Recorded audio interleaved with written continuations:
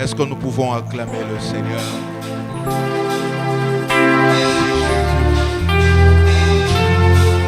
Est-ce que tu peux mieux le faire? Est-ce que tu peux mieux le faire? Alors que tu acclames, tu provoques l'explosion de gloire. Merci Seigneur. Merci Seigneur. Merci Seigneur. Merci Seigneur. Amen. Nous pouvons reprendre nos places s'il vous plaît. Je nous salue une fois de plus. Que le Seigneur vous bénisse abondamment. Amen. Sans plus tarder, nous allons passer un merveilleux moment. Nous allons écouter la parole de Dieu. Il est 11h30, à peu près, on va dire 35 minutes. Et pendant 1 heure, nous laisserons la parole à l'homme de Dieu de nous conduire selon l'esprit. Ceux qui aiment la parole, ceux qui aiment le prophétique, ceux qui aiment la puissance, ceux qui aiment Dieu, aujourd'hui c'est votre jour. Amen, amen. L'orateur de ce matin, ça sera la première fois qu'il vienne ici. Mais je sais que ce n'est pas une dernière fois. Ça sera un visage, c'est un visage que vous verrez régulièrement. Je veux vraiment nous rassurer. Et ce soir, tu seras béni. Il est peut-être un inconnu pour toi, mais à la fin de sa prestation, il deviendra inoubliable. Amen, amen. J'ai son frère, c'est mon ami, c'est mon frère, le prophète Bajou que vous connaissez. Donc c'est le frère au prophète Bajou. Et depuis plusieurs mois ou années, je ne sais plus, je le vois de loin. Je vois ses messages, je vois ses prédications, je vois ses activités par le prophète Bajou. Et j'ai reçu une conviction de l'esprit de l'approcher, de l'appeler, de l'inviter afin que cette grâce que je vois de loin, que nous en soyons bénéficiaires. Et comme une coïncidence, un jour, Navandi Karaboye, le berger Francis, que vous connaissez aussi, qui nous a prêché le dimanche passé, m'a écrit à son sujet. Il me dit, pasteur, j'aimerais bien que vous puissiez inviter le prophète Kevin. Alors que j'avais déjà cette pensée dans mon esprit, mais il m'a écrit. Il dit, ah bon? Il dit, effectivement, vous allez vraiment être béni par sa grâce. C'était une confirmation de ma conviction. Et quand je l'ai approché, vu que c'était vraiment déjà le plan de Dieu, il n'y a pas eu opposition. Et ce matin, il est avec nous. J'ai toujours dit que l'onction d'un homme de Dieu et d'un prophète en particulier se manifeste d'une manière extraordinaire quand le peuple de Dieu est assoiffé et réceptif. C'est-à-dire, l'olenge na yo ya koyamba maloba ya Nzambe. L'olenge na yo ya kozala attentif, réceptif et assoiffé négociala que a manifesté koleka oye moko abongisaki. Est-ce que l'assemblée peut se lever? Téléma s'il te plaît. Bien-aimés dans le Seigneur, aidez-moi avec nos acclamations, nos cris de joie à recevoir pour la toute première fois dans Saint-Esprit Mission le prophète Kevin Palanga. Alors que l'homme de Dieu monte, est-ce que tu peux acclamer le Seigneur?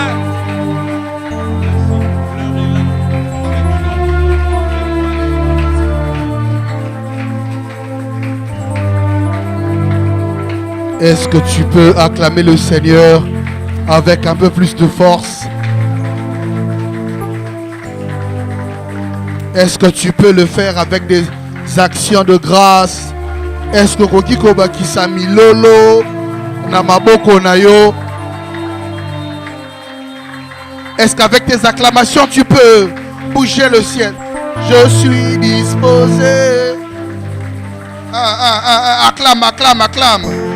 Acclame, acclame, acclame, acclame, acclame. Pendant que tu es en train d'acclamer, ton ciel est en train de s'ouvrir. Pendant que tu es en train d'acclamer, le ciel est en train de dépêcher des anges vers toi. Pendant que tu es en train d'acclamer, le trône de Dieu est en train de se diriger dans ta direction. Je disais que pendant que tu es en train d'acclamer, les anges de l'Éternel sont en train de se battre pour venir en ta direction. dimanche, l'Éternel te visite. Je ne sais pas qui je parle.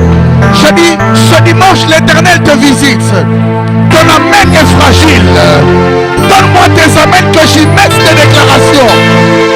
Donne-moi ton plus grand amen comme un panier et que j'y mette mes déclarations comme une offrande.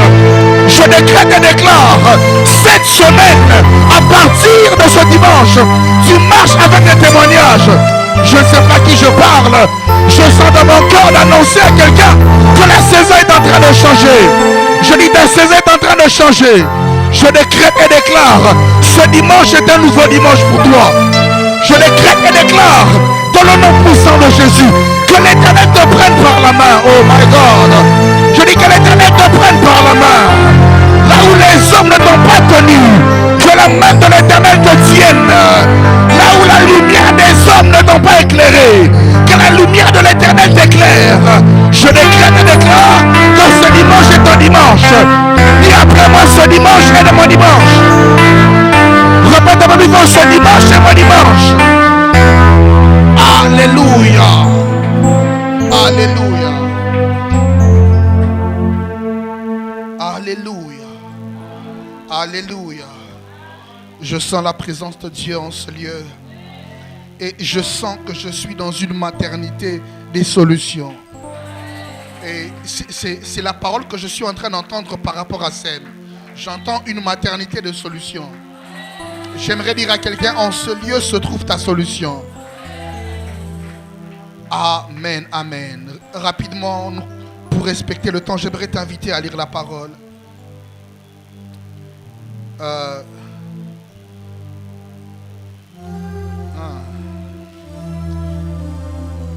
On est dans le livre, le texte de base, Psaume chapitre 113.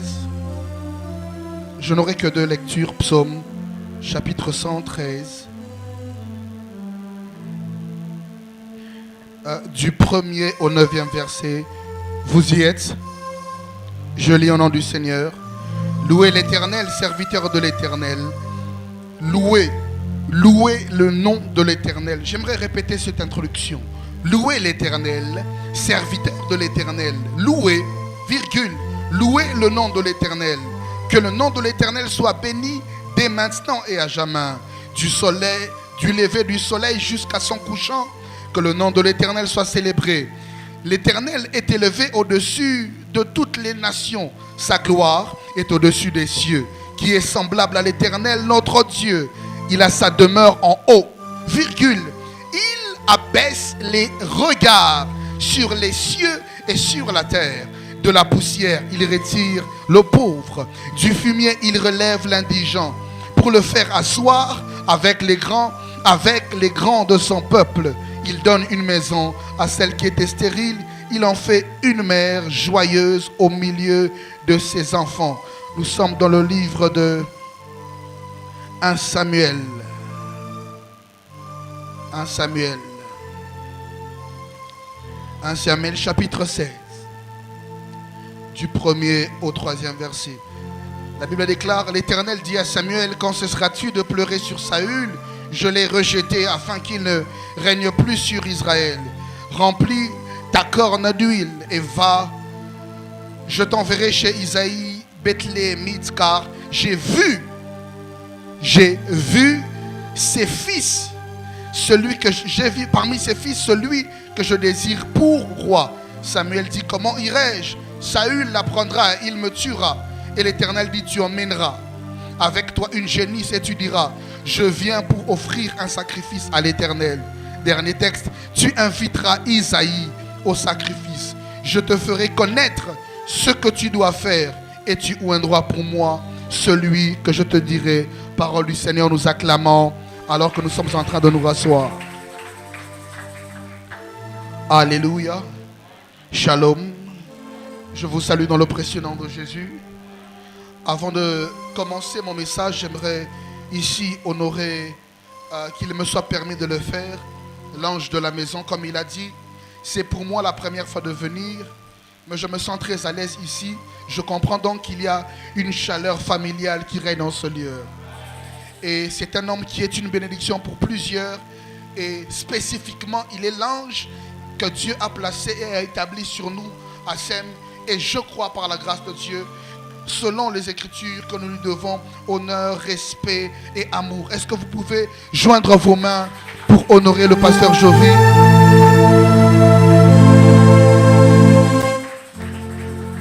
J'aimerais aussi rendre grâce à Dieu pour la vie de mes fils qui m'ont accompagné. Je vois le prophète Samuel, l'homme de Dieu, le cordon Acacia, ainsi que Emmanuel. Nous acclamons le Seigneur pour leur présence.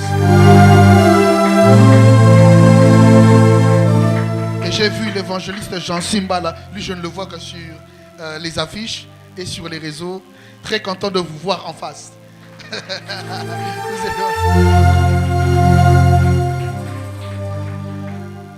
Comme nous sommes en train de le dire, nous sommes en train de poursuivre sur un thème particulier qui est de la fourche à la fourchette.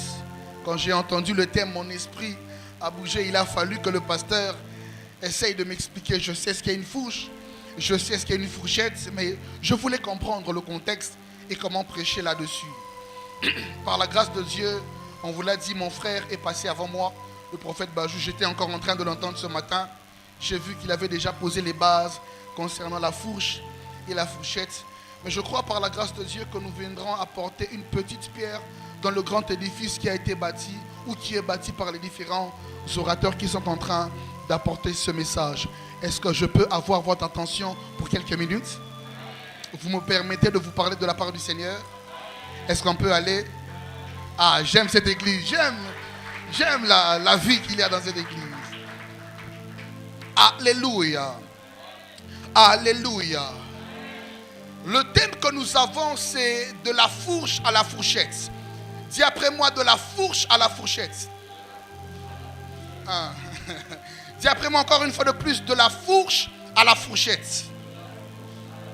Une dernière fois, de la fourche à la fourchette. Une autre fois, de la fourche à la fourchette. Alors ce matin, excusez-moi, j'ai failli dire ce soir. J'ai l'habitude de souvent prêcher le soir. J'ai un sous-thème que j'aimerais nous proposer. Détacher, déplacer et positionner.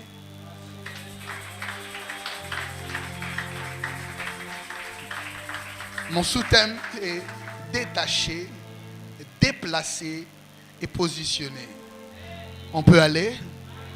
Alors, le texte que nous sommes en train, sur lequel nous nous appuyons par rapport à ce thème de la fourche à la fourchette, nous le tirons de Psaume chapitre 113, à partir du verset 7 jusqu'au verset 9.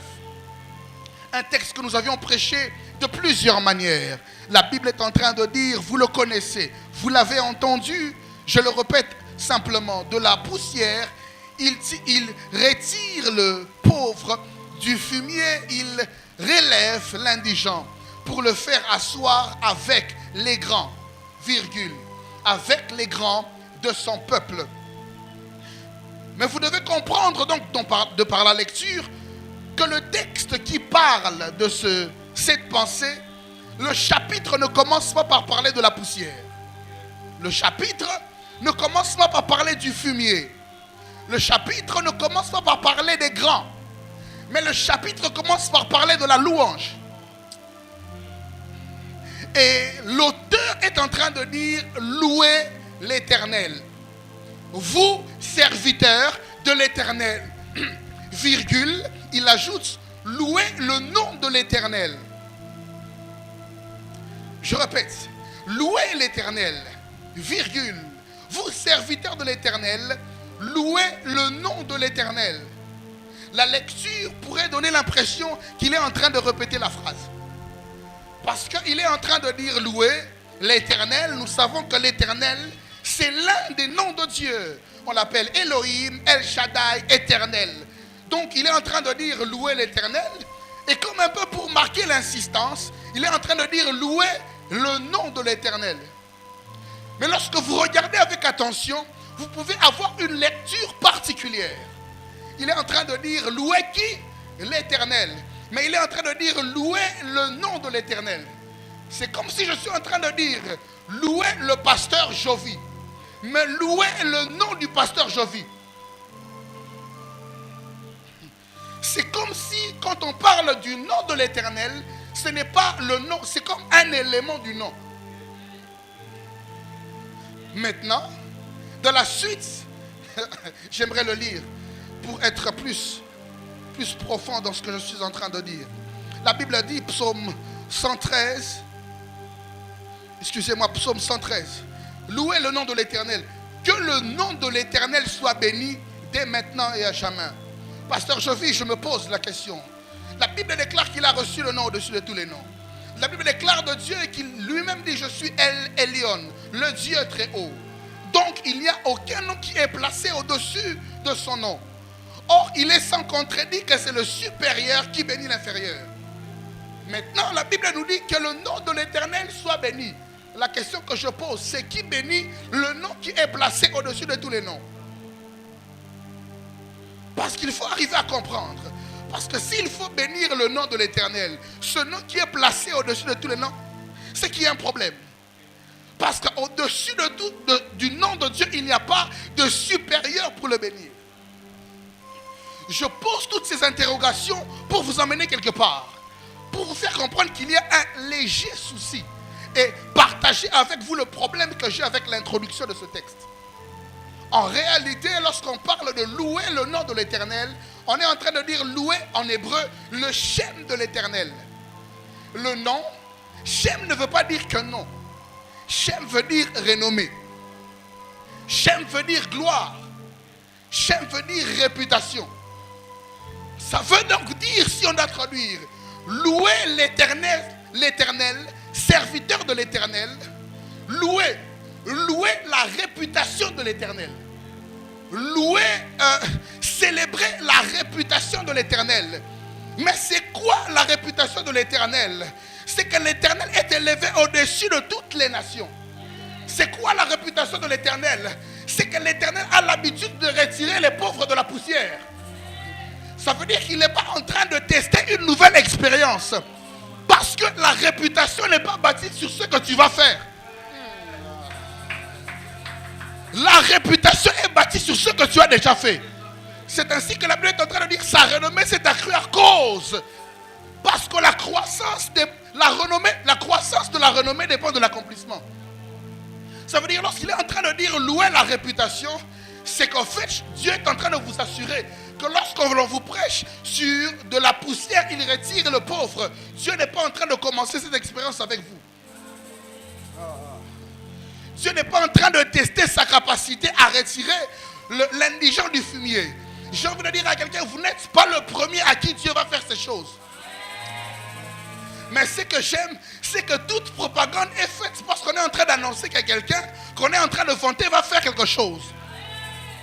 Je suis donc en train de vous dire que la Bible est en train de dire que le nom de l'Éternel, louez la réputation de l'Éternel.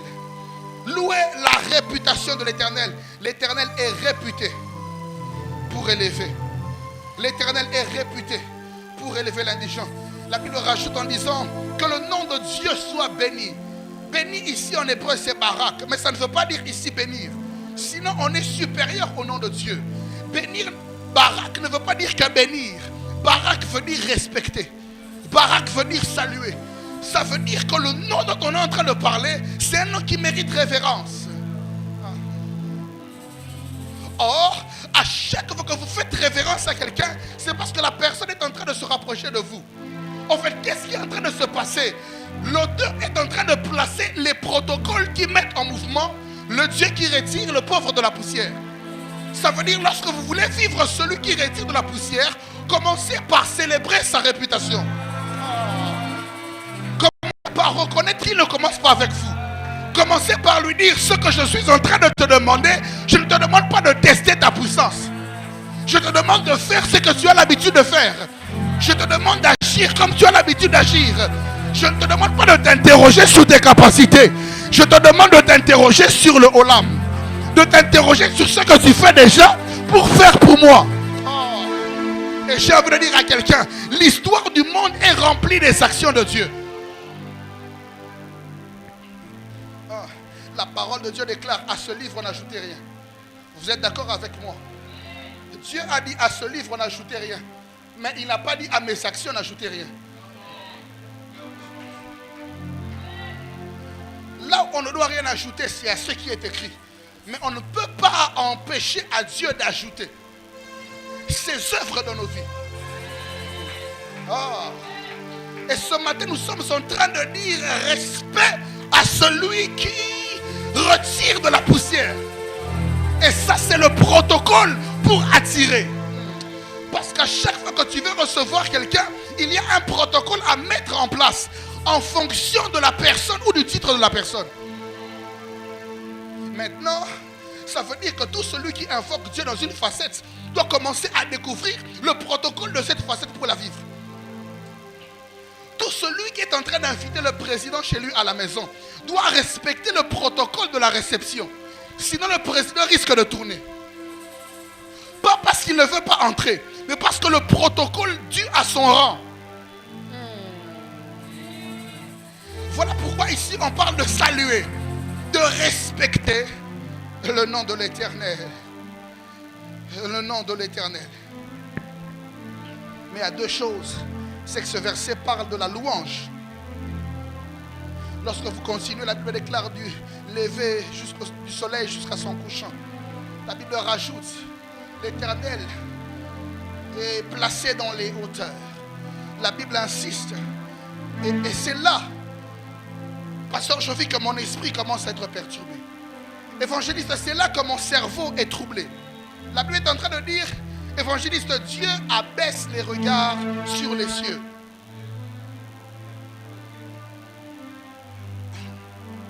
Je ne peux abaisser mon regard vers un endroit que si je n'y suis pas. S'il est dans les cieux, ça veut dire qu'il ne peut pas abaisser le regard vers les cieux. Il abaisse le regard sur les cieux et sur la terre. J'ai un problème avec la suite du verset. C'est le verset 7. La Bible déclare directement, de la poussière, il retire. N'avez-vous pas remarqué que l'organe de Dieu qui est en mouvement dans le verset précédent, c'est son œil? Et que l'organe qu'il faut utiliser pour retirer, c'est la main. Maintenant, la question se posait, comment est-ce qu'il abaisse les regards et puis il retire? Ça veut dire qu'entre le verset 6 et le verset 7, il y a un verset qui manque. Est-ce que ça passe? Parce qu'il est en train de dire, il abaisse ses regards. On parle des yeux. Mais comment est-ce qu'il abaisse ses regards et puis de la poussière il tire? Ça veut dire qu'il y a quelque chose placé là qu'on ne voit pas. Soit il y a une partie de ce verset qui est dans une autre portion des Écritures. Lorsque vous voulez maintenant comprendre ce qui se passe entre le verset 6 et le verset 8, vous devez aller dans Exode chapitre 3. La parole de Dieu déclare, parce que il a baissé les regards, il a retiré. Exode chapitre 3, l'Éternel apparaît à Moïse. Il dit à Moïse, j'ai vu la souffrance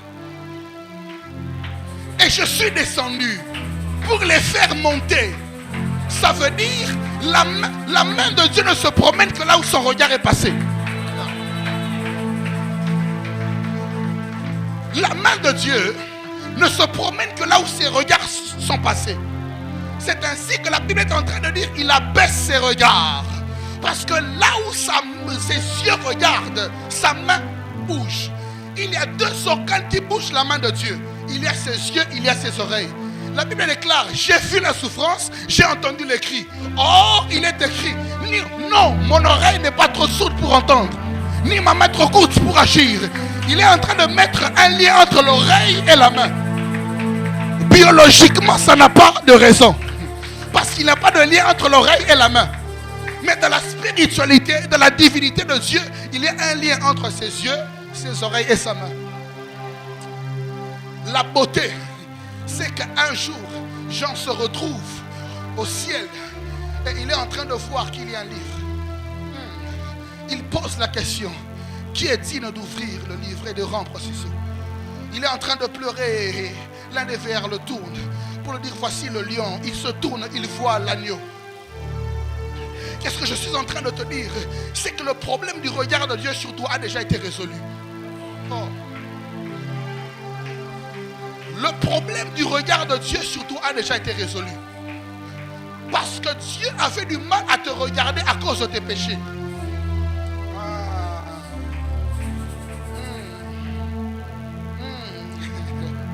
Oh my God. Apocalypse est en train de dire, tu as perdu ton premier amour. Achète de moi les scories pour laver tes yeux. Mais maintenant, Dieu nous demande d'acheter. Mais quelle est donc la monnaie que nous devons utiliser pour acheter? Parce que nous achetons entre les mains de Dieu.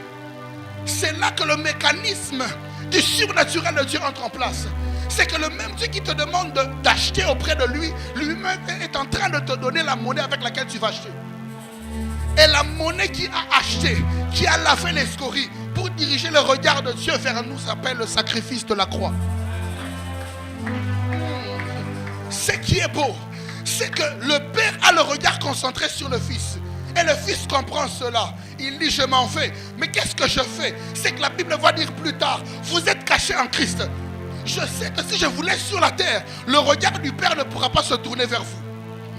Moi, quand je monte à sa droite, je vous prends, je vous mets à l'intérieur de moi. Parce que pour me dire, assieds-toi à ma droite, il est obligé de me regarder. Or, aussi longtemps qu'il me regarde, si moi je suis caché en celui qu'on est en train de regarder, donc on me voit aussi.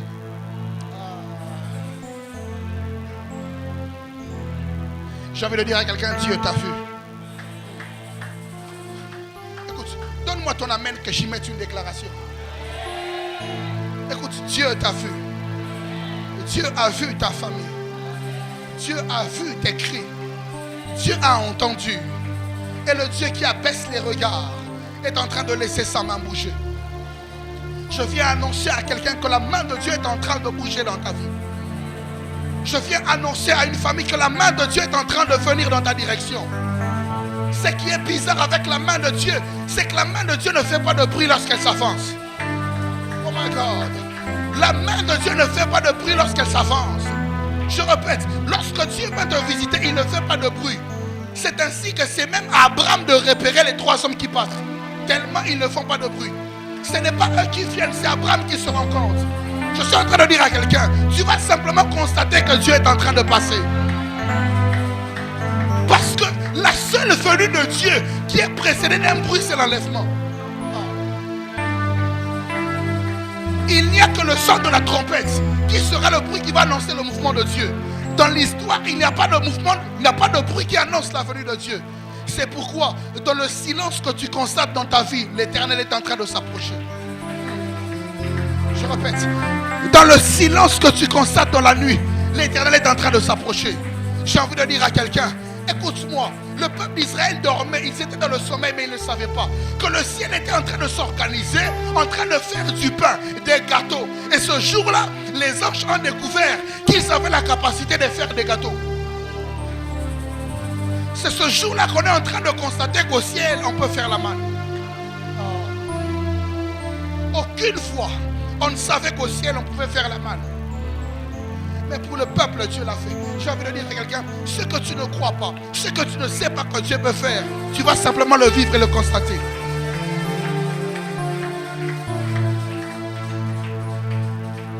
Il dit, de la poussière, il retire le pauvre.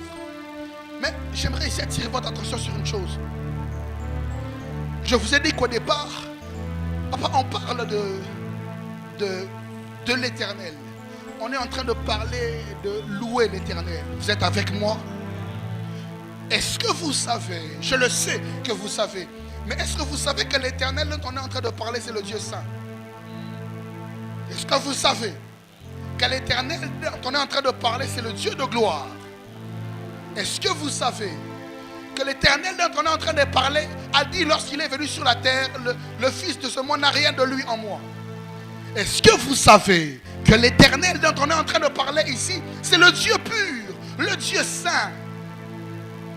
Mais j'ai un problème avec le début. C'est qu'on parle du Dieu saint, mais on est en train de dire de la poussière, il retire le pauvre. veut dire que le Dieu pur, le Dieu propre, le Dieu saint accepte de se salir les mains. Ça veut dire que lorsque Dieu veut sauver le pauvre, le Dieu pur saint accepte de se salir les mains. Qu'est-ce que ça veut dire? Ça veut dire que le Dieu saint n'a pas peur de la poussière dans laquelle tu te retrouves.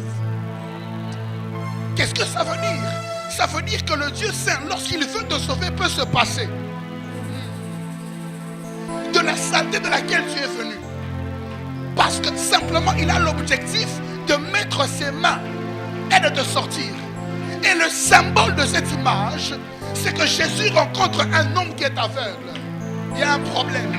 C'est qu'on sait que Jésus est un homme propre. On sait que Jésus est hygiénique. Ce jour-là, il crache par terre. Qu'est-ce qui se passe? Parce que pour l'intérêt, pour que cet homme puisse voir, j'accepte de me salir les mains. Oh my God. Je suis en train de te dire, peu importe la situation sale dans laquelle tu te retrouves, l'Éternel n'a pas peur de se salir les mains. Oh, l'Éternel va se salir les mains de la poussière. Il va se salir les mains dans le fumier. Oh my God. Oh my God. Oh my God. Est-ce que je peux déclarer sur la vie de quelqu'un? Est-ce que je peux déclarer? J'aime une parole. Il est écrit de la poussière. Il retire le pauvre, virgule, du fumier. Il élève l'indigent. Ce qui est beau, c'est que l'indigent est au fumier. Or, les fumiers, c'est dans les champs. Ça veut dire que l'indigent est placé là où on met les semences et où il y a les récoltes. Ça veut dire que ceux qui jettent l'indigent ne les jettent pas n'importe où. Ils les jettent dans la terre sur laquelle se pratique ce qu'on appelle la germination. Oh my God. C'est ainsi que le fumier est le lieu de l'indigent. Et là, c'est la terre où les plantes poussent. Ce qu'ils ne savent pas, c'est que l'indigent est une graine. C'est pourquoi la Bible déclare, du fumier, il relève. Le mot fumier, en hébreu, c'est Yachab. Yachab, c'est le même mot qui a été utilisé dans Genèse, chapitre 2, le verset 7. Quand Dieu dit, il retire de la poussière, il dessina l'homme de la poussière, il souffla. Ça veut dire, c'est la même terre sur laquelle il y a eu la première création. C'est sur la même dimension que se retrouve l'indigent. Or, ce qu'ils ne savent pas, c'est qu'ils présentent à Christ une terre sur laquelle il avait donné la forme à un homme. C'est pourquoi le pauvre, on le retire, mais l'indigent, on les relève. Parce que l'homme avait été dessiné. Il fallait qu'on le relève. On a soufflé, il s'est relevé. Ainsi, l'indigent aussi. Lui n'est pas dans la poussière, lui est dans le fumier.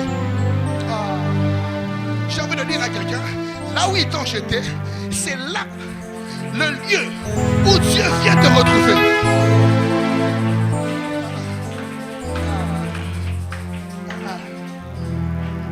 Oh mon Dieu, le problème, c'est que tu penses qu'ils t'ont abandonné au mauvais endroit. Le problème, c'est que tu penses qu'ils t'ont laissé au mauvais endroit. C'est le problème du paralytique du portique. C'est qu'il pense qu'on le laisse au mauvais endroit. On le laisse à la porte. Ce qu'il ne sait pas, c'est qu'il sait. S'il est à l'intérieur, tout le monde sera concentré sur la prière de chacun. S'il est devant, tout le monde est obligé de le voir. S'il est à l'intérieur, à cause de la cacophonie des gens, on ne peut ne pas le voir. Il pense qu'on le laisse au mauvais endroit. Mais il ne sait pas que c'est là que Pierre et Jean vont passer. Je suis en train de dire à quelqu'un, ils t'ont mis dans la poussière, ils t'ont mis dans le fumier. Ne t'inquiète pas, c'est là où les mains du Dieu pur viennent.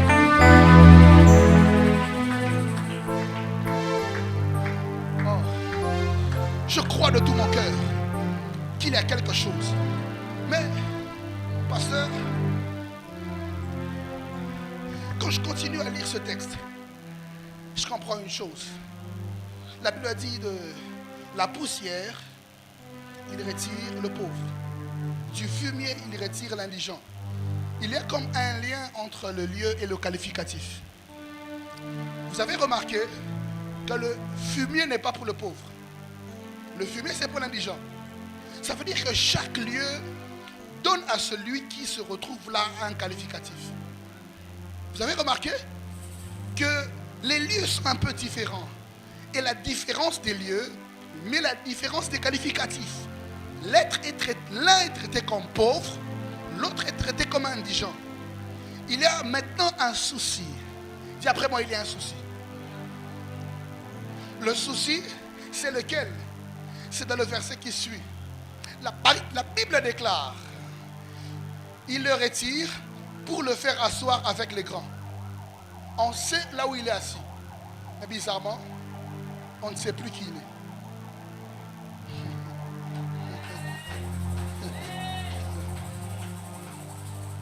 Est-ce qu'il est toujours indigent? Est-ce qu'il est toujours pauvre? Parce qu'en fait, quand il était dans le fumier, il était indigent. Quand il était dans la poussière, il était pauvre. Mais maintenant, il est assis. Sauf que Dieu ne parle plus. On ne sait maintenant plus qui il est. C'est quand je pose la question au Seigneur. Mais Seigneur, de la poussière, on savait qui il était. Dans le fumier, on savait qui il était. Mais quand tu l'as fait asseoir, on ne sait plus qui il est. Dieu m'a dit, en fait, je vous ai dit qui il est, mais vous avez mal lu. Si vous voulez savoir qui il est, cherchez le nom de ses voisins.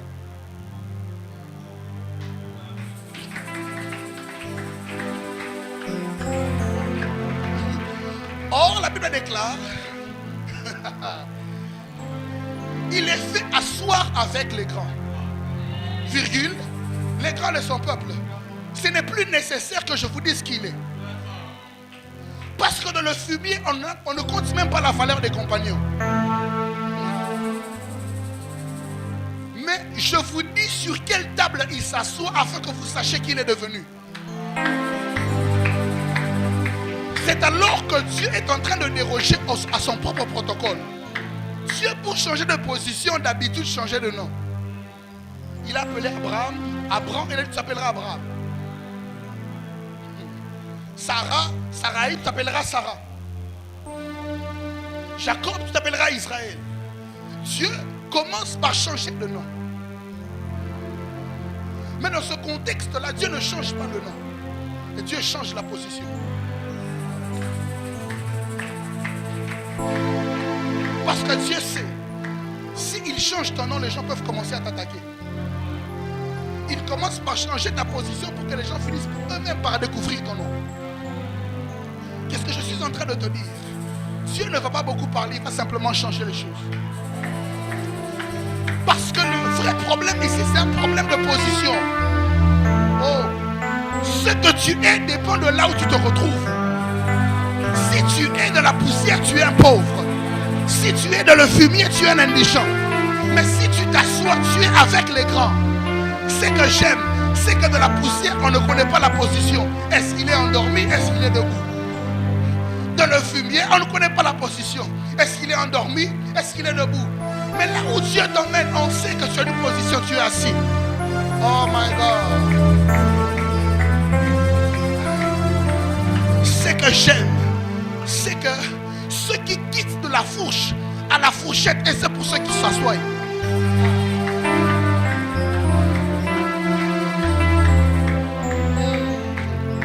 Oh my God. La seule chose que tu peux manger sans t'asseoir, c'est l'agneau. Parce que dans Exode 12, vous mangerez l'agneau dans sa totalité à la hâte. C'est le seul repas que Dieu sert de la précipitation. Mais quand Dieu veut te servir quelque chose d'autre en termes de bénédiction ou de faveur, Dieu sera sûr de te faire asseoir d'abord. C'est pourquoi Psaume chapitre 23 est en train de dire: tu dresses devant moi une table. Or, il n'y a pas de table sur le siège.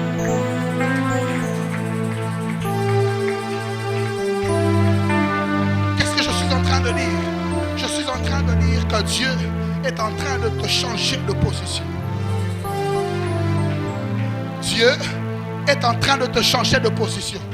Je répète, Dieu est en train de te changer de position. Je te répète, Dieu est en train de te changer de position.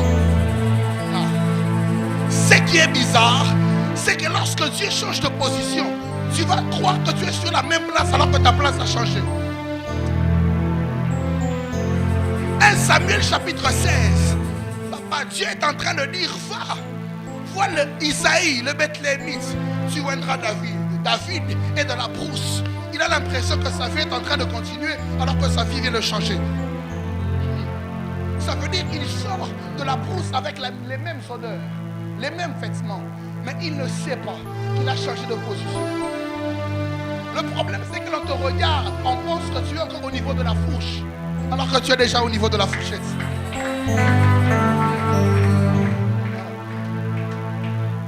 Ce que j'aime, c'est que lorsqu'on arrive au niveau de la fourchette, Dieu devient le cuisinier.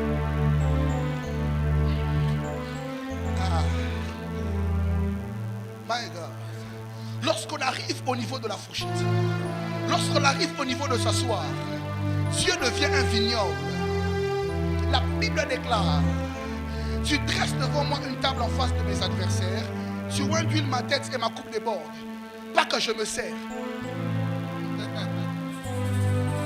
Ça veut dire que lorsque Dieu te fait asseoir, Dieu ne te donne pas à toi l'assiette comme dans les fêtes pour que tu ailles te servir. C'est Dieu qui te sert.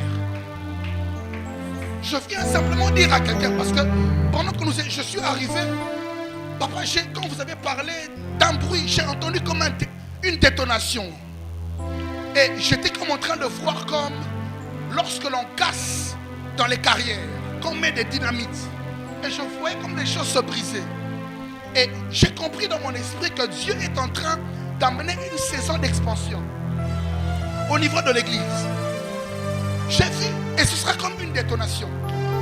J'ai vu comme une détonation subitement. Vous êtes comme forcé de vous déplacer.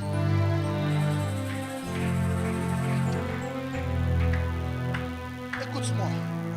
Dieu est sur le point de te changer de position.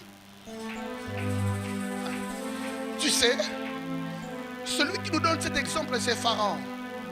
Lorsque Pharaon appelle Joseph, Joseph n'a pas le nom de Tsafnat Spaner avant le changement de position. C'est parce qu'il a changé de position qu'il a changé de nom. Le problème, c'est que toi, tu es en train de chercher à changer d'état sans changer de position. Tu veux changer de nom sans changer de position. Tu veux te faire appeler marié sur la terre, alors que dans le spirituel, ta position n'a pas changé. Tu veux te considérer comme celui qui est à la dimension de la fourchette, alors que tu es encore à la dimension de la fourche.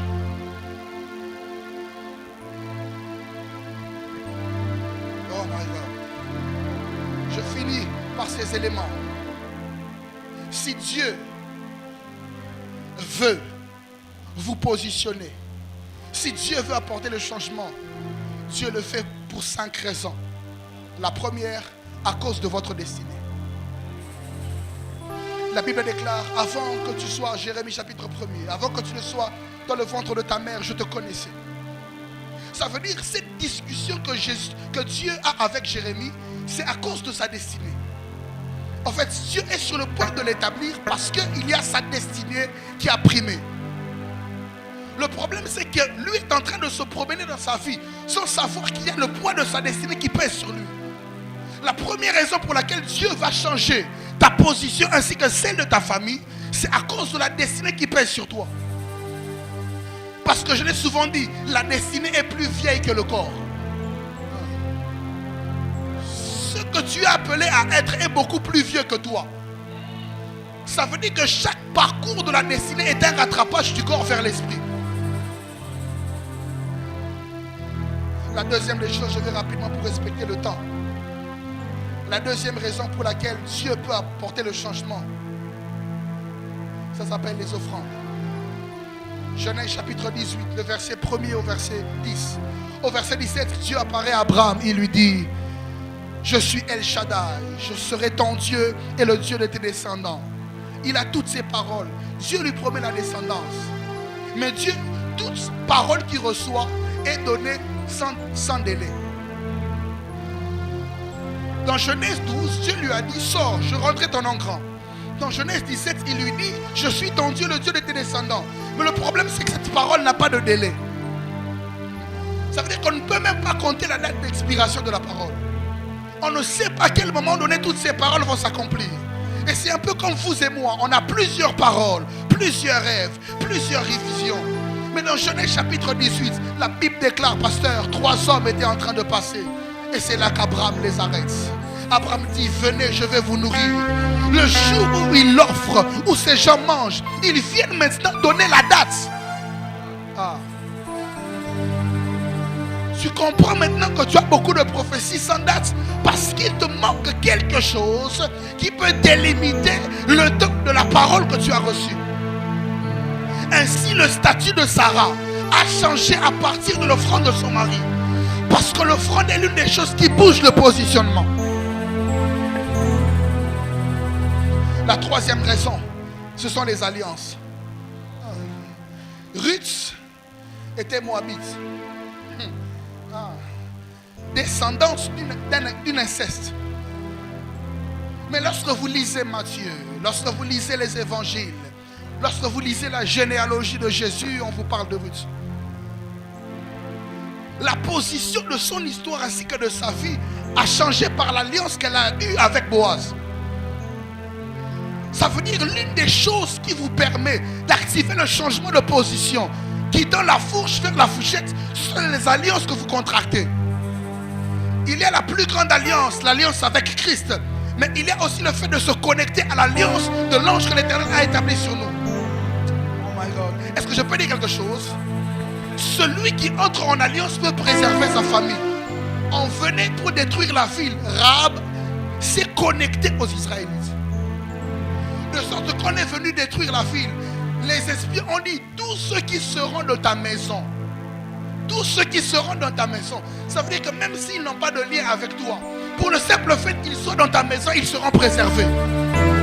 Ils ne seront pas dans la position des cadavres de tout le monde. Eux, ils seront comptés parmi les rescapés à cause de l'alliance.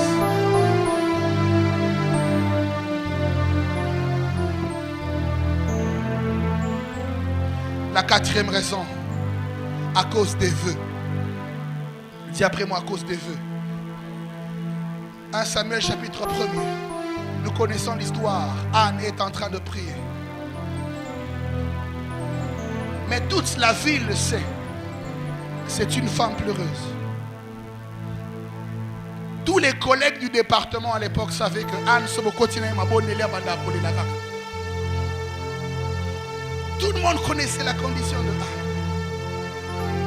À la limite, peut-être le sacrificateur qui l'a pratiquement traité de personne ivre. Mais entre son statut de pleureuse et celle de mère à plusieurs, à multitude d'enfants, il s'est passé quelque chose. Elle a dit à Dieu, si tu me donnes un fils, je te le donnerai.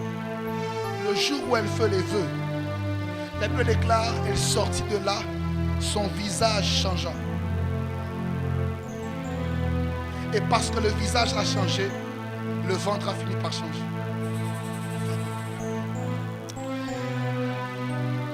Si vous voulez provoquer le mouvement de la fourche à la fourchette, la destinée, ça ne dépend pas de toi. Mais les offrandes dépendent de toi. Les vœux dépendent de toi. Tu peux dire à Dieu, Seigneur, si tu me donnes ceci, je te donnerai cela. Ou je te donne ceci pour que tu fasses cela pour moi. Il y a des actions qui dépendent de la souveraineté de Dieu comme la destinée. Mais les vœux et les offrandes dépendent des hommes. Les alliances dépendent de la révélation. Tu peux voir la vie d'un frère, la vie d'une sœur ou la vie de ton pasteur, sentir qu'il a quelque chose que tu n'as pas. Et dire, papa, je viens te donner ceci parce que je veux que ton Dieu me donne ça.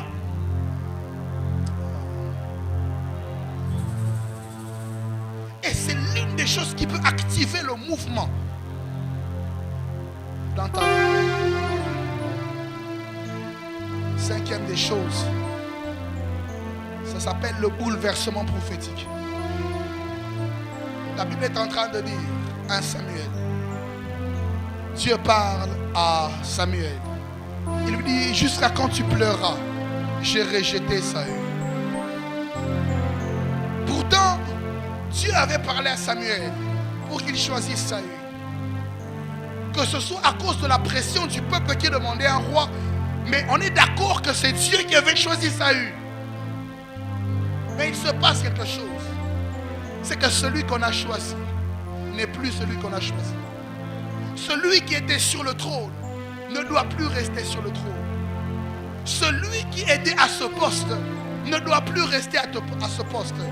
David n'a pas souhaité détrôner Saül. David ne sait pas. David n'est au courant de rien. Sa famille n'est au courant de rien. Mais quelque part, des décès ont changé. Quelque part, l'histoire a changé. Lui n'est au courant de rien. Le prophète d'ailleurs n'est au courant de rien. Parce que le prophète se lamente.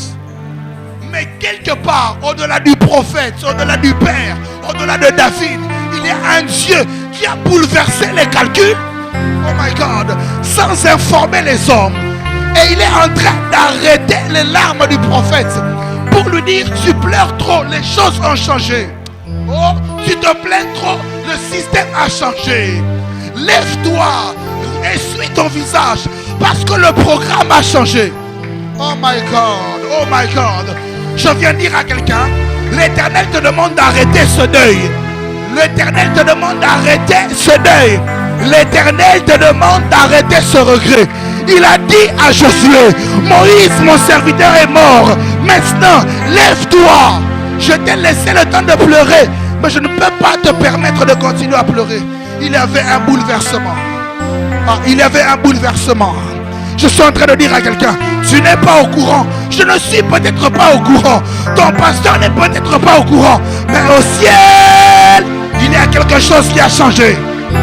Je ne sais pas qui je parle. Je dis, il y a quelque chose qui a changé. Je répète, il y a quelque chose qui a changé. Je suis en train de t'annoncer qu'une prophétie est en train de courir vers toi. Si c'est à toi que je parle, donne-moi le plus grand des amens. Je viens t'annoncer que le calendrier vient de changer. Oh my God. Le calendrier vient de changer. Le programme vient de changer. L'histoire est sur le point de basculer. Tu es sur le point de quitter de la fourche à la fourchette.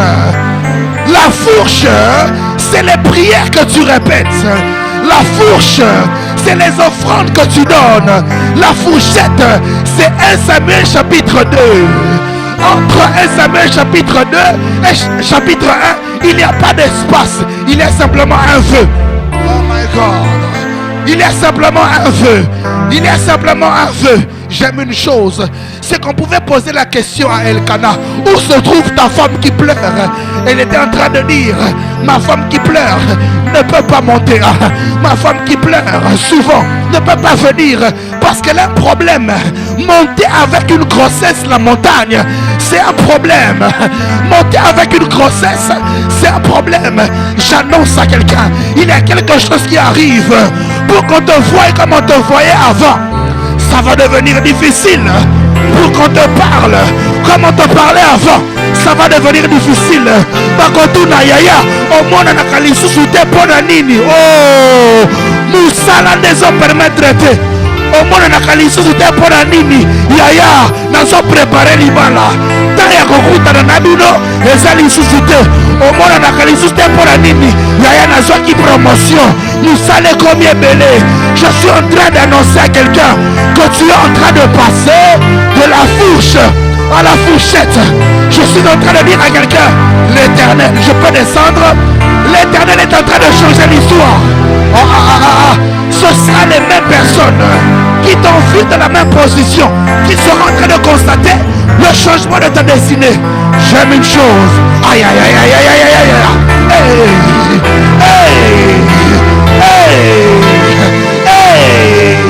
Ce que j'aime, c'est qu'on ne change pas les vêtements de David pour le moindre. La différence entre Joseph et David, c'est que Joseph, on est obligé de le laver avant d'entrer.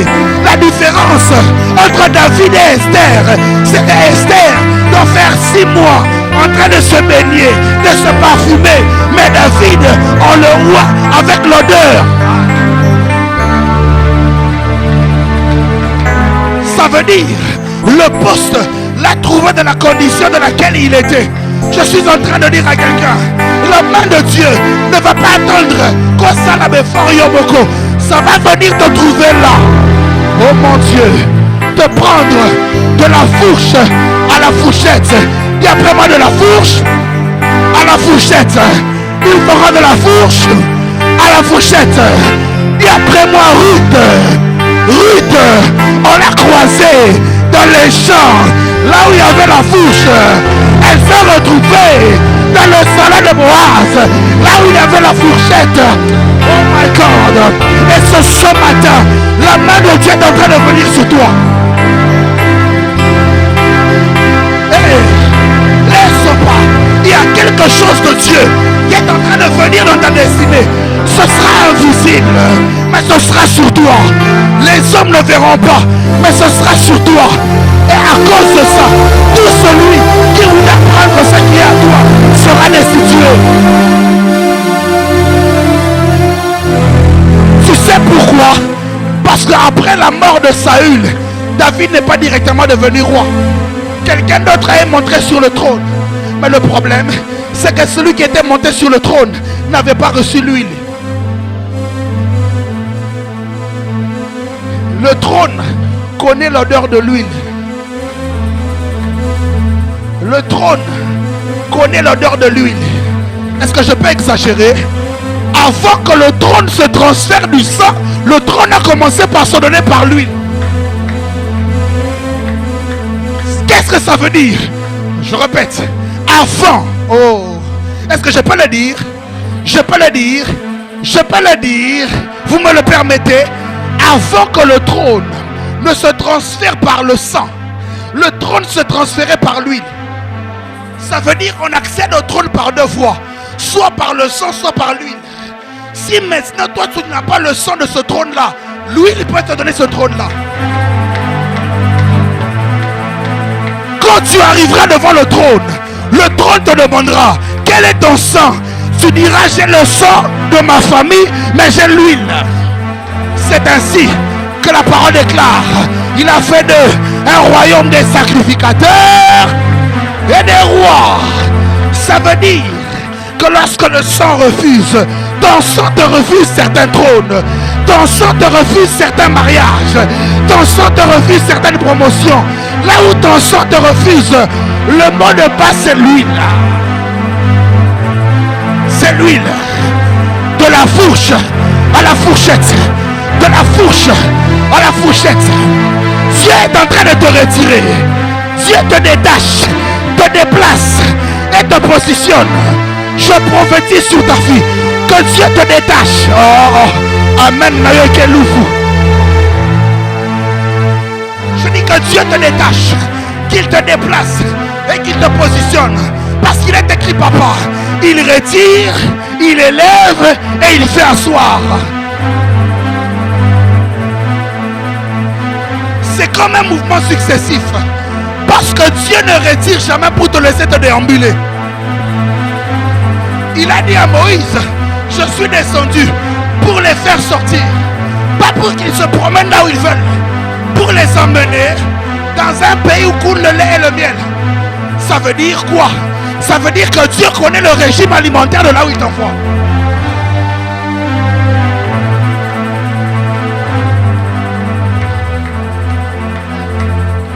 Dieu connaît.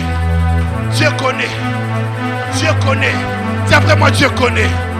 Dieu sait où il m'amène. Dis Dieu sait où il m'amène. Dieu sait où il m'amène. Dieu sait où il m'amène. Dieu sait où il m'amène. Oh my God. Dans un pays où coule le lait et le miel. Où coule le lait et le miel. Qu'est-ce que ça veut dire? Ça veut dire qu'ils seront obligés d'avoir des bovins. Parce qu'on ne peut pas avoir du lait sans avoir les animaux qui donnent du lait. Dieu est en train de prophétiser de la parole qu'il donne à Moïse. Ça veut dire que là où vous serez, il y aura des abeilles. Ce qui est beau, ceux qui produisent les laits, c'est les hommes qui les entretiennent. Mais les abeilles ne sont pas le fruit des hommes.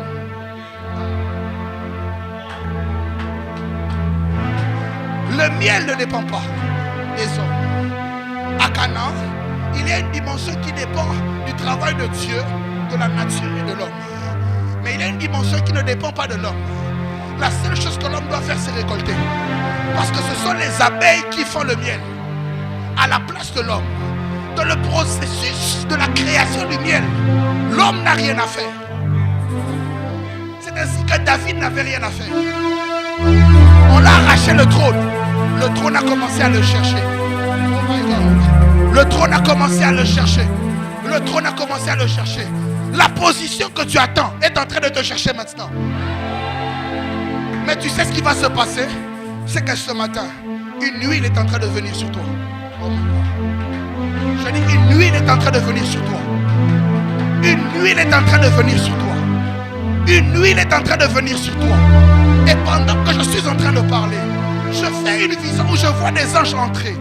Comme avec des plateaux où il y a de l'huile. Oh là, ce change de mélodie. Oh là, Samaka. Et les sopas là-bas. Et les lorabasa. Je vois la protocole au fond être la première à être saisie. Oh là, ça. Et les sopas. Je vois des anges autour d'elle en train de verser de l'huile. Et Dieu me dit que ça commence par elle. Ça commence par elle. Oh my God, my God, my God, my God, my God. Hey. Tu es en train de dire, Seigneur, verse sur moi l'huile. Tu parles les mains, commence à prier. Seigneur, Seigneur, Seigneur, Seigneur. Oh les pailles des bas. Change ma position. Change ma position. Oh les passandés. Et les ça.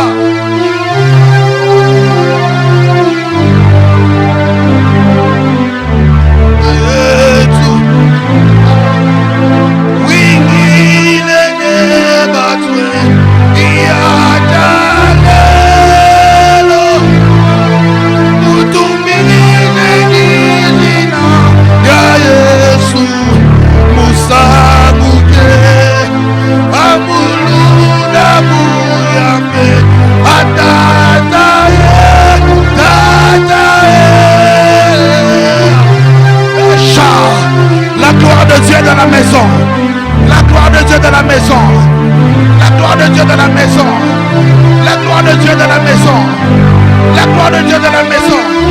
Je vois la main de Dieu, la main de Dieu circuler. Oh my God, c'est fort, c'est fort. Prie, prie, prie, prie, prie, prie, prie. Pas des mains, prie, pas des mains, prie.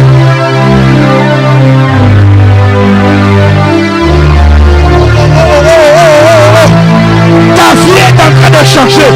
Hey, hey, hey. Monde là.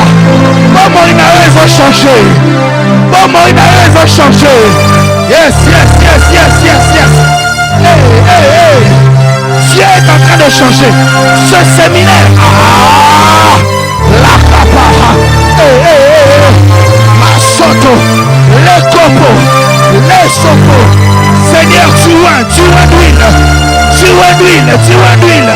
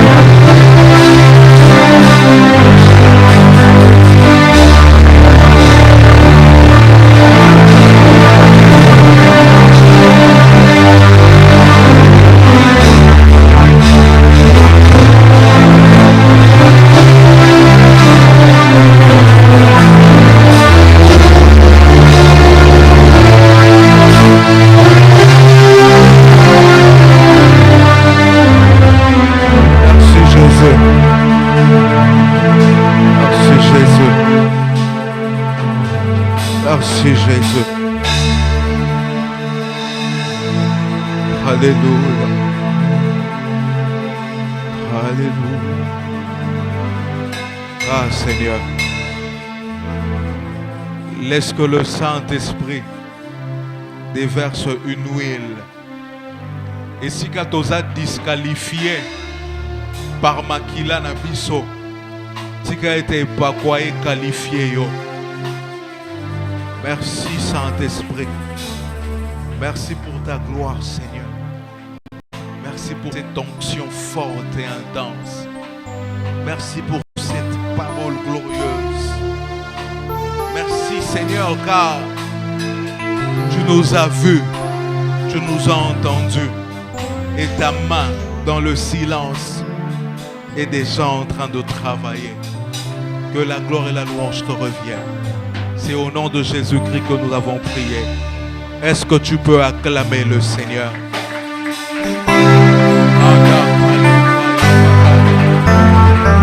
Est-ce que tu peux pousser de cris de joie en l'honneur de Jésus?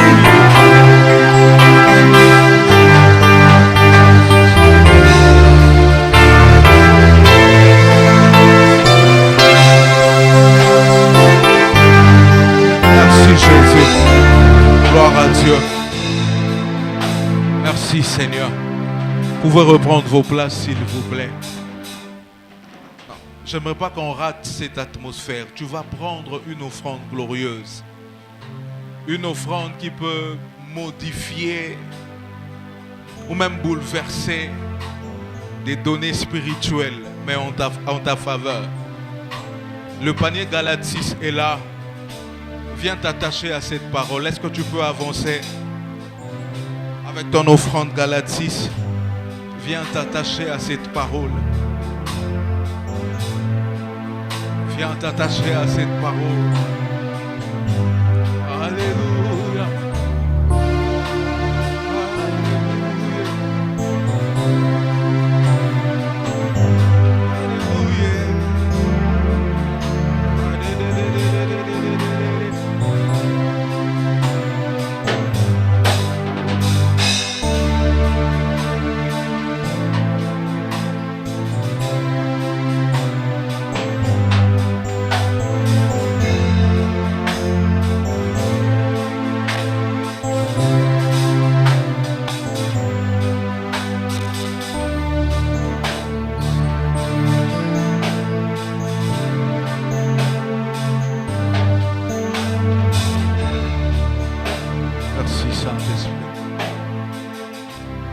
Seigneur Dieu, agrée nos offrandes, répands ta gloire dans nos finances au nom de Jésus-Christ.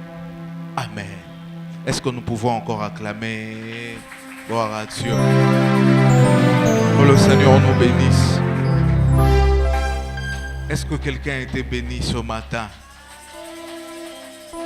Ah Seigneur, quelle gloire, quelle atmosphère, quelle parole. Prophète Kevin, que le Seigneur vous bénisse. Vous m'avez fait du bien. Vous m'avez fait du bien. Vous m'avez vraiment fait du bien. Ah, je manque même de mots. Que le Seigneur vous récompense. Et comme j'avais dit, c'était un inconnu pour plusieurs. Mais après sa prestation, il restera inoubliable. Est-ce qu'on peut acclamer le Seigneur pour l'homme de Dieu? Merci Saint-Esprit. Merci. Merci pour ces merveilleux moments. D'ailleurs, c'est le temps qui a fait défaut. Les choses devaient commencer, mais l'heure était déjà finie.